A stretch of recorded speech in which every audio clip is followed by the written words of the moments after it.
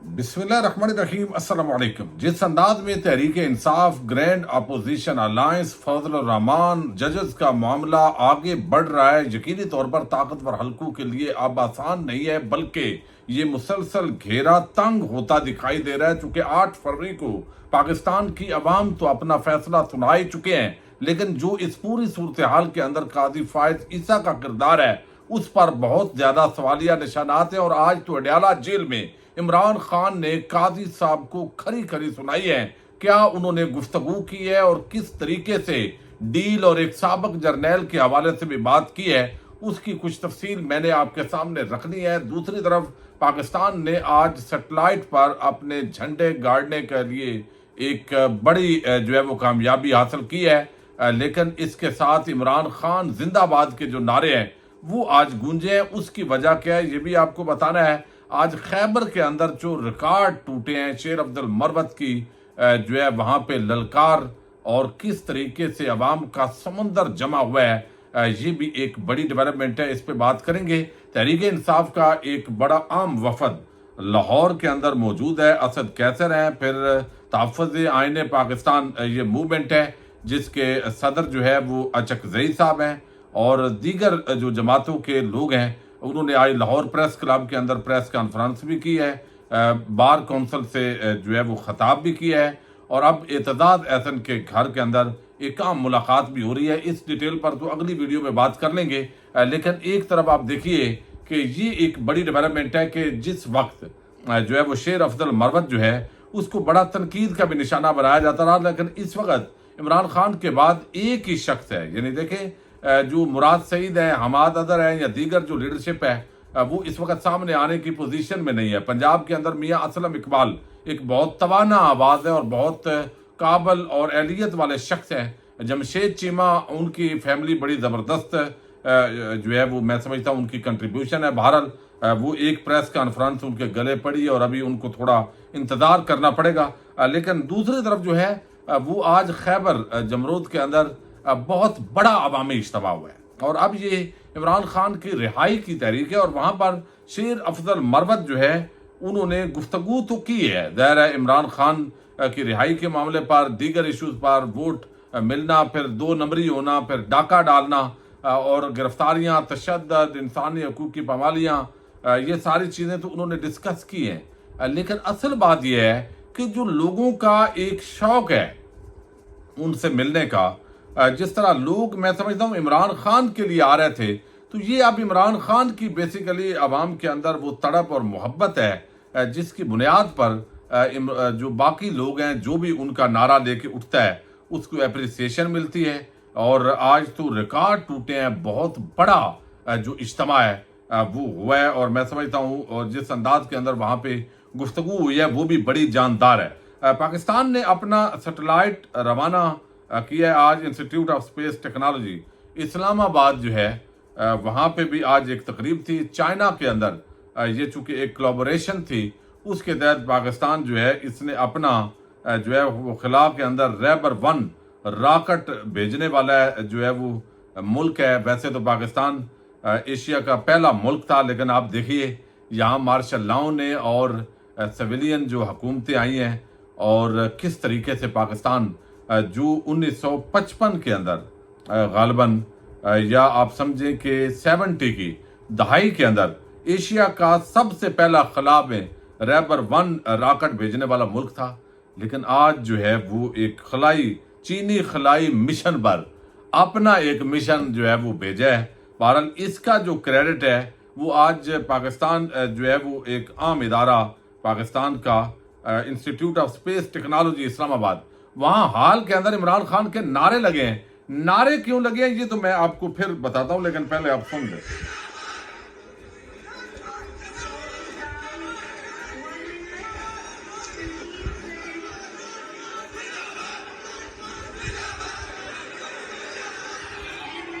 اچھا، اس تقریب کے اندر جب یہ ہمارا جو خلائی مشن چاند کی طرف روانہ ہوا ہے تو اس دوران اسپیس اسٹڈیز جو ہے وہ اسلام آباد کے اندر جو ہے وہ یہاں پہ ٹیکنالوجی اسلام آباد اس کے حال میں چونکہ لوگ جمع تھے، اسٹوڈنٹس، ینگ جنریشن، اور وہ دیکھ رہے تھے، تو اس دوران عمران خان زندہ باد کے نعرے لگے ہیں۔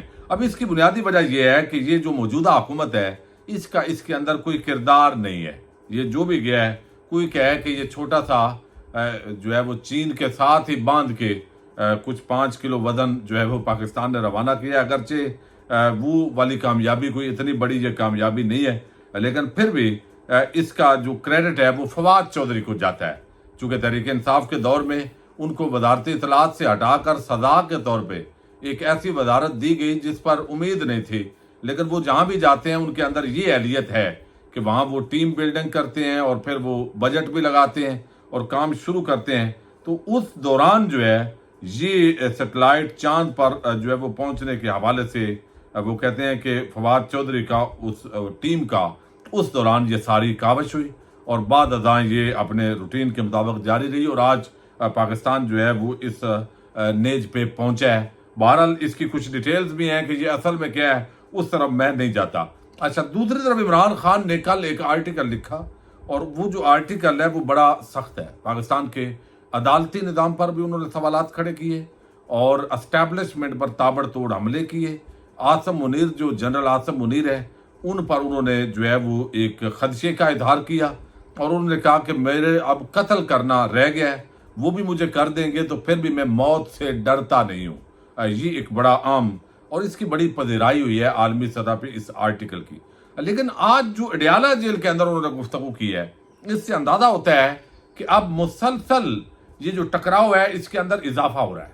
پوائنٹ آف نو ریٹرن پر جیسے معاملات، چلو ہم نہیں کہتے کہ پہنچ گئے ہیں، لیکن اس کے قریب ہے، یعنی ضد ہے اور ضد کے اندر جو ہے وہ اڑے ہوئے ہیں. اب کوئی کہتا ہے عمران خان اڑے ہوئے ہیں. بھائی عمران خان تو نہیں اڑا ہوا، عمران خان کے پاس تو مینڈیٹ ہے، عوام نے اس کو ووٹ دیا ہے تو اس کے ووٹ کا بس احترام کرنا ہے.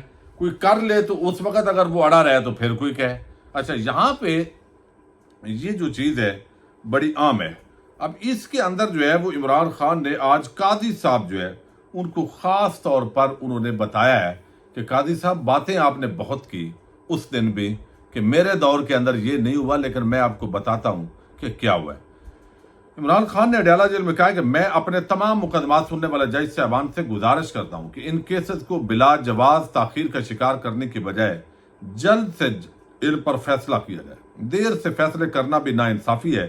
سب کو معلوم ہے کہ چاہے القادر ٹرسٹ کیس ہو، عدت کیس ہو یا پھر سائفر کیس ہو، یہ تمام مقدمات جھوٹے، بے بنیاد اور من گھڑت ہے. لہذا جو بھی فیصلہ کرنا ہے جلدی کر دیں، آپ کی مہربانی. قاضی فائز عیسیٰ نے بیان دیا کہ میرے اوپر کوئی دباؤ نہیں، دباؤ اس پر آتا ہے. یہ اب جواب دیا ہے قاضی صاحب کو عمران خان صاحب نے. وہ کہتے ہیں دباؤ اس پر آتا ہے جو غلط کام کرنے سے انکار کرتا ہے. آپ تو تحریک انصاف کے خلاف بی ٹیم بنے ہوئے ہیں. آپ نے تحریک انصاف سے بلے کا انتخابی نشان چھینا، تحریک انصاف کو لیول پلینگ فیلڈ فراہم نہیں کی.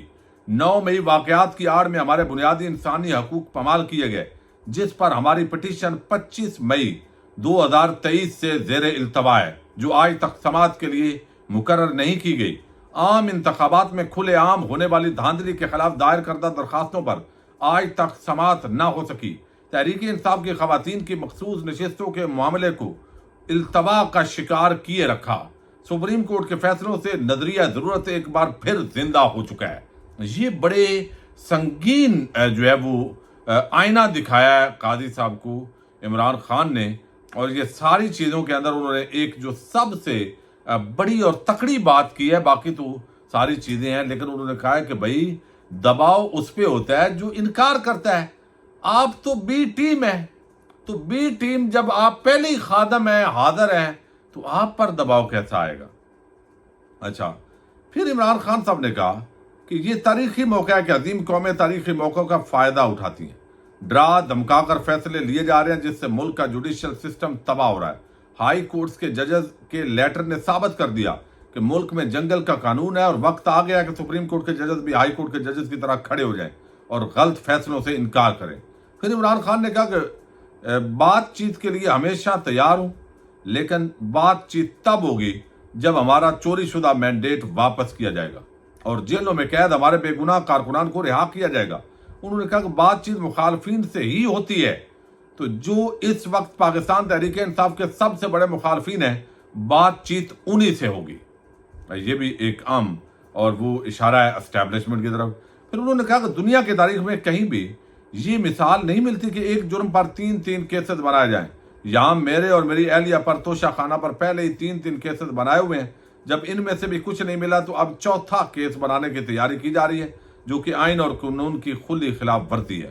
پھر عمران خان نے کہا کہ میں نے ٹیلی گراف کو خط لکھا ہے جس میں میں نے بتایا ہے کہ نہ صرف میری جان کو خطرہ ہے بلکہ جس طرح میری اہلیہ کو پچھلے 3 ماہ سے میڈیکل ٹریٹمنٹ نہیں دیا جا رہا ان کی جان کو بھی خطرہ ہے. آخر میں انہوں نے کہا کہ جو قومیں ظلم کے خلاف کھڑی نہیں ہوتی وہ ہمیشہ غلام رہتی ہیں.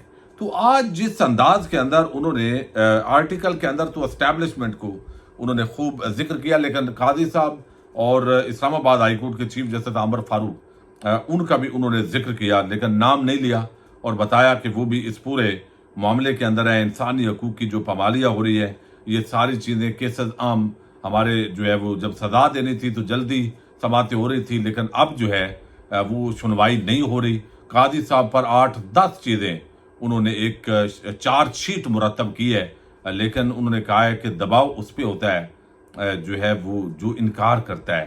آپ تو بی ٹیم ہے. یہ ایک بڑا کھل کر میرا خیال ہے بات ہے. اب جس انداز کے اندر آپ دیکھیے فضل الرحمان جو ہے ان کی سیاست زیرو ہو گئی تھی لیکن اب اسٹیبلشمنٹ کے خلاف انہوں نے بھی بھرپور بولنا شروع کر دیا ہے تو اب ان کو لوگ اپریشیٹ کرنا شروع ہو گئے ہیں. عمران خان ہے، تحریک انصاف ہے ایک طرف، پھر یہ پورا گرینڈ اپوزیشن الائنس ہے، پھر جو ججز ہیں وہ اٹھ کھڑے ہوئے ہیں.